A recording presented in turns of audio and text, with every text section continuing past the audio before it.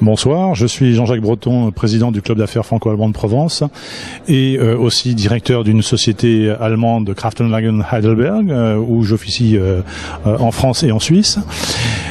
Aujourd'hui, nous avons organisé on va dire une grande manifestation qui est importante pour nous, club d'affaires, qui avait plusieurs volets. Celui de fêter d'abord le 20e anniversaire de ce club d'affaires, mais ça je vais y revenir dans quelques minutes, mais aussi et surtout extrêmement important au niveau international franco-allemand, le 50e anniversaire du traité de l'Élysée qui a fondé l'amitié entre la France et l'Allemagne. Et pour revenir sur le 20e anniversaire, eh bien 20 ans, c'est le début de l'âge adulte. Si le franco-allemand vous intéresse ou vous interroge tout simplement, n'hésitez pas à nous contacter au 19 rue de Cancel. Demandez Christine, elle se fera un plaisir de vous renseigner. Successivement, Jörn Boussenny, qui est directeur général de la Chambre franco-allemande de commerce et d'industrie à Paris, qui va me rejoindre. Ludwig Malmann, qui est secrétaire général de l'organisation patronale Metall NRW à Düsseldorf. Et puis, par la suite, on a parlé de regard croisé. Stéphane Brousse, président du MEDEF-PACA. Paul Chaffard, élu à la Chambre de commerce et d'industrie Marseille-Provence, qui est sur la mission développement à l'international. Lionel Aubert, de la CGPME 13, qui est membre de la commission du développement international. Et puis un dernier plateau qui sera témoignage d'entreprise avec Jean-Luc Borel, directeur régional de KSB, et Guylaine Gerber, directrice générale du laboratoire Holistica. Et puis la parole sera au premier rang, n'hésitez pas dans un premier temps. La définition. Si on demande à Bruxelles qu'est-ce que c'est les PME ou le Mittelstand, on dit ce sont les entreprises avec 250 personnes ou 500 personnes. Je pense que ce n'est pas une question de nombre, c'est une question de pensée. Et le Mittelstand, c'est un entrepreneur qui est dans la plupart le propriétaire. Et c'est une entreprise familiale. Et j'ai rencontré un entrepreneur comme ça qui avait en Westphalie, seulement en Westphalie, 10 000 employés et qui disait « Je suis Mittelstand, naturellement ». Et c'était vrai, parce que c'était sa manière de penser. Alors, quelle est cette manière? Très bref, je dis toujours, c'est comme les gens qui ont des forêts.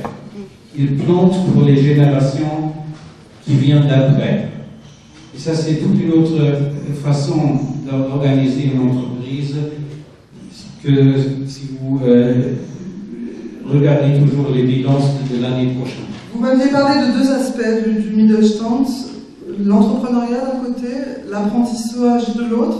Est-ce que vous pouvez développer ces deux aspects? Et disons, ça a été déjà dit, on peut trouver des statistiques, qu'est-ce que c'est le Mittelstand, chacun a ses définitions. D'ailleurs en France, on a longtemps battu pour avoir une statistique sur les ETI, qui est maintenant la catégorie bien ficelée dans les normes et autres. Mais avant tout, je crois, le Mittelstand, c'est une catégorie socio-économique et c'est tout un environnement. Et là-dedans aussi une question vraiment d'appréciation de l'entrepreneuriat. Un entrepreneuriat qui en Allemagne est de base, en allemand dit man lernt von der Pike aus. Si je commence par l'apprentissage, les anciens grands patrons, même les grands groupes aujourd'hui, ils ont fait leur apprentissage. Ils savent construire un moteur eux-mêmes. Alors tout ce parcours de la base vers le haut, je crois que c'est très très différent de ce qui se passe en France. Sans qu'on puisse dire c'est meilleur ou non, c'est très très différent. Et là-dedans, la culture, l'appréciation de l'entrepreneuriat et naturellement le système de formation. Et lorsqu'on a parlé par exemple des différences franco-allemandes, on en trouve toujours. Alors au début on a dit l'amitié franco-allemande. Je crois qu'on est quand même dans une époque où la France et l'Allemagne rentrent dans un ère de la bonne gestion des différences. Après, et c'est Louis Gallois qui l'a expliqué, j'ai bien compris, la grande différence entre les négociations que vous menez en Allemagne et celles qu'on arrive à mener qu'on commence à peine à arriver à mener en France. La grande différence, c'est qu'en France, le résultat importe peu. Ce qui est important, c'est la manifestation qui est liée à la négociation. Et donc, on négocie pour faire plaisir à ses troupes, mais pas pour obtenir un résultat, et encore moins pour avoir un intérêt général. Il m'a semblé qu'en Allemagne, contrairement à ce qu'on prend en France, et avec 2 syndicats simplement, patronaux et salariés, les négociations sont très dures, contrairement à ce qu'on dit. Elles sont peut-être plus dures qu'en France. Mais ce qu'ils veulent absolument, c'est sortir avec un résultat. Le phénomène favorable pour le développement des zones PME allemandes, vous le savez, c'est les banques locales, les caisses d'épargne qui sont très proches, qui mobilisent des fonds, qui trouvent des actionnaires, plus la culture de l'entrepreneur et la culture du risque et de la pérennité. Alors qu'un jeune Français, il va vendre sa boîte dès qu'il a 35 ans et qu'il a fait 3 sous. Donc, sur la métropole, c'est un élément extrêmement important de créer une conscience territoriale, parce que l'attractivité territoriale est un driver de l'économie. C'est fondamental.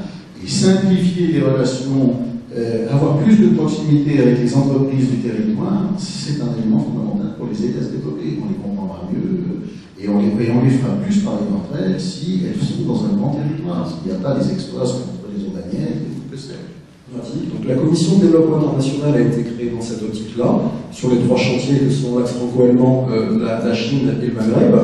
Et aujourd'hui, je suis vraiment très très heureux d'être invité par le CAFA. Je crois que c'est une première. Je suis très heureux d'être partie prenante de cette première-là, parce que je souhaite travailler de concert avec le CAFA afin d'avancer le plus rapidement possible et de bénéficier de cette expérience magnifique que représente le club d'affaires. Jean-Luc, merci de nous faire l'amitié de témoigner. Un pied en Allemagne, un pied en France. Oui, bonjour tout le monde. D'abord, j'ai pas le choix, je dois être là. Je suis au club d'affaires franco-allemand depuis très longtemps. Combien de temps, CAFA? Depuis l'origine. Profitez pour dire, pour moi, la réussite ne se mesure pas seulement en termes de chiffres. C'est-à-dire qu'on est là à comparer des entreprises qui font, alors, tant de salariés, tant de chiffre d'affaires. Bon, nous, on fait 64% à l'export, si on veut des chiffres, ok. Mais c'est la qualité de la croissance. C'est pas seulement la quantité de croissance coûte que coûte. Et si nous pouvons réussir cet objectif de croissance en multipliant le nombre de petites initiatives comme la mienne, bien nous pourrons construire de la croissance quantitative avec des petits morceaux de puzzle que nous sommes. Et si aujourd'hui, les produits Holistica sont presque plus vendus au Canada, à Helsinki, à Khartoum, à Téhéran, dans des pays comme ça, alors que nous sommes une toute petite boîte, eh bien, on peut encourager d'autres à en faire autant. Et la croissance pourra se faire par la multiplication de ces initiatives et pas forcément par le passage du plafond de verre d'une petite entreprise à une grande entreprise si elle a envie de garder un niveau qualitatif dans ses produits. Voilà. Donc je voulais rappeler d'abord une ou deux choses à propos de cette manifestation et des clubs franco-allemands en général. C'est-à-dire cette manifestation, cette table ronde s'inscrit un peu dans un cycle de table ronde qu'on a fait et de manifestation depuis, je dirais, le début de la crise et le début du club nouvelle version, franco-allemand nouvelle version TEX, et qui ont pour vocation d'aborder un certain nombre de thèmes économiques et chers aux entreprises dans le contexte franco-allemand. On a fait en 2010 notre première petite table ronde, c'était sur quand la crise pointait son nez sur la crise et selon les différents secteurs d'activité, les différentes réactions que pouvaient avoir les entreprises françaises de la région, allemandes, installées en France ou dans la région ou dans les différents secteurs d'activité. On avait vu à cette occasion d'ailleurs qu'il y avait beaucoup de réactions et de stratégies assez différentes. Kurt Ebbinghaus, c'est dommage, n'est pas là pour le moment, peut-être qu'il va venir, qui s'occupe du DIF et de la représentation d'ITER ici, était allé un peu à contre-courant des autres en disant qu'il n'y avait pas de crise, par exemple. Donc voilà, on en a fait une deuxième l'année dernière, sur laquelle j'insiste aussi en collaboration avec Düsseldorf. Ça, c'était une table ronde croisée qu'on a fait à Aix-en-Provence et avec, aller à Düsseldorf en retour à Aix-en-Provence avec les mêmes intervenants et où les échanges ont été assez intéressants puisqu'ils ont été assez diversifiés, que ce soit à Düsseldorf ou à Aix. La grande différence, qu'est-ce qu'elle est, sans vouloir entrer dans les lieux communs entre la France et l'Allemagne, l'énorme différence, elle est dans l'horizon de temps. C'est-à-dire que quelqu'un disait tout à l'heure que le banquier est un peu plus associé en Allemagne, c'est absolument le cas, ça se joue beaucoup plus dans la durée. Et ça veut dire aussi que les retours sur l'investissement qui sont attendus sont plus faibles. Donc c'est vraiment dans la durée.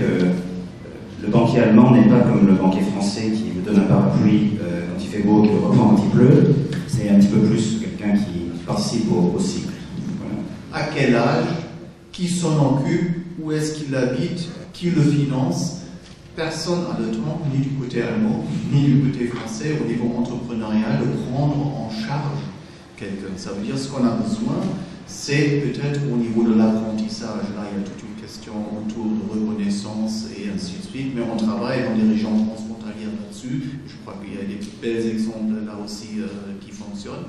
Mais toute cette question de mobilité, il y a la question d'assurance et autres, hein, et tout ça, c'est les entraves pratiques de tous les jours des entrepreneurs, aussi bien pour les stagiaires allemands qui viennent en France avec tout un tas de problèmes qu'on n'a pas le droit de prendre des stagiaires comme ça dans une entreprise française. Bon, il y a des moyens de détourner.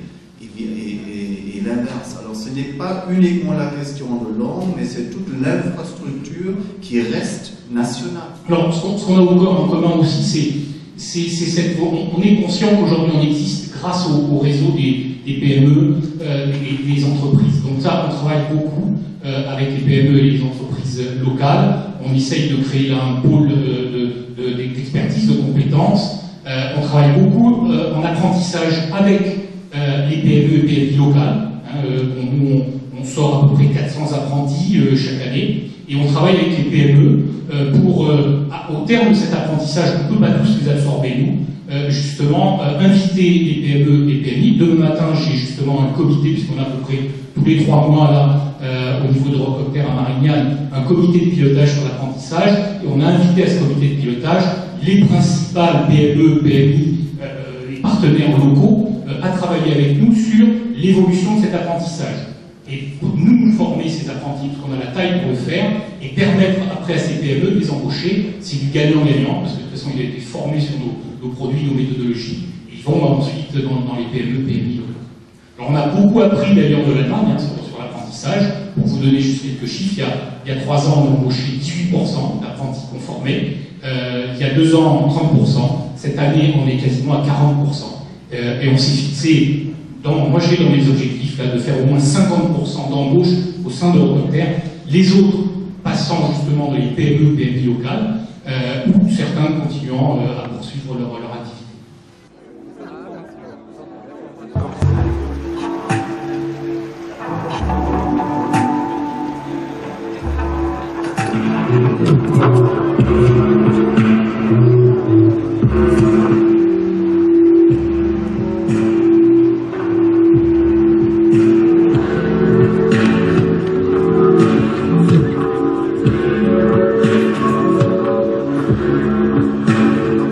Voilà, Monsieur Jean-Jacques Breton, président du CAFAP, Monsieur Jörn Busselmi, le directeur général de la Chambre de commerce France-Allemagne à Paris, Monsieur Joachim Rothager et Monsieur Ebbinghaus, les vice-présidents du CAFAP, Madame Christine Jobert, directrice du CAFAP, mesdames et messieurs.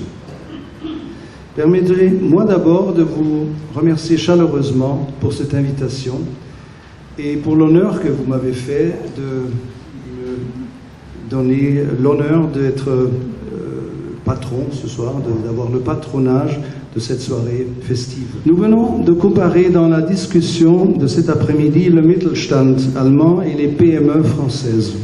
Il est évident que c'est surtout notre Mittelstand qui est à la base de la relative santé de notre économie. Des petites entreprises, souvent familiales, qui occupent une niche dans le marché international et qui sont souvent leaders mondiaux dans leur spécialité. C'est surtout pour ces entreprises-là que des clubs d'affaires comme le CAFAP sont des partenaires idéaux pour pénétrer le marché français. La réussite du club d'affaires est donc lié directement aux réussites des entreprises qui sollicitent ces services. Pour les prochaines 20 années, et pourquoi pas pour des horizons plus lointains, je souhaite beaucoup de santé et de succès au CAFAP. Sous la présidence performante de M. Breton, les M. Rothacker et Ebbinghaus, et sous la direction engagée et dynamique de Mme Christine Jobert, le CAFAP a de belles années devant lui.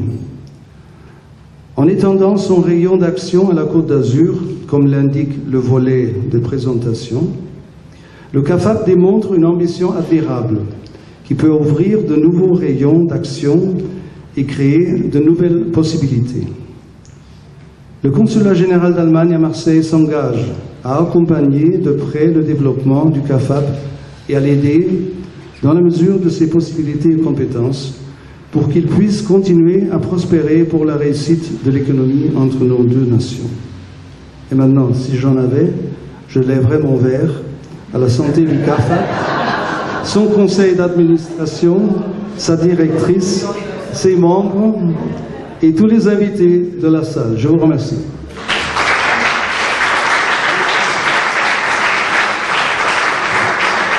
Alors, l'aventure continue. Hein, et personnellement, je vous remercie tous de votre engagement et je suis particulièrement heureux de pouvoir fêter les 20 ans du Club d'affaires avec vous tous et aussi quelques membres fondateurs. Hein. Au Club d'affaires, naturellement, je souhaite encore une longue vie et beaucoup d'actions réussies. Hein, parce que n'oublions pas que des relations dynamiques sur le plan économique, culturel, politique, sont un réel atout pour nos deux pays. Hein. Il faut en être très conscient, mais aussi de leur potentiel d'avenir et surtout d'en profiter. Merci beaucoup. On a eu une période où on était moins nombreux, où ça allait retomber, où les contacts étaient faibles. Et heureusement qu'il y a eu un événement fort dans la région. Il ne faut pas qu'on l'oublie, c'est l'événement ITER. Ça a été un projet énorme qui draine beaucoup de monde, qui draine beaucoup de contacts et d'entreprises qui sont intéressées par cette région. Donc là, on est resté, grâce cette fois à Jean-Jacques qui a mené plein de bonnes idées, on a créé un deuxième club, et là il en parlera tout à l'heure, le même, c'est toujours le CAFAP. Et là, je suis resté bien entendu, parce qu'à nouveau des contacts, et puis je ne pouvais pas quitter une équipe aussi sympathique. Je vous remercie à tous justement d'être parmi nous aujourd'hui, de fêter les 20 ans. Et puis, je pense qu'en ce qui concerne le club d'affaires franco-allemand, de toute façon, on va se retrouver à Berlin. Donc ça, c'était un peu le scoop, je ne sais pas si vous avez vu, mais je suis reçue avant la date de la rencontre qui va être organisée à Berlin cette année, parce qu'il faut savoir que tous les ans, en fait, il y a une rencontre internationale, on l'appelle internationale, mais en fait c'est franco-allemand, qui est organisée par un des clubs franco-allemands, on est 18, et on essaie de le faire en fait en alternant une fois en France, une fois en Allemagne. Et donc l'année dernière c'était à Lille, et l'année prochaine, cette année pardon, qui est en plus l'année des 50e anniversaire du traité d'Élysée, c'est emblématique, ça sera à Berlin, le 21 et le 22 novembre. Et puis l'année prochaine, c'est toujours Montpellier. Je vous souhaite encore une bonne soirée.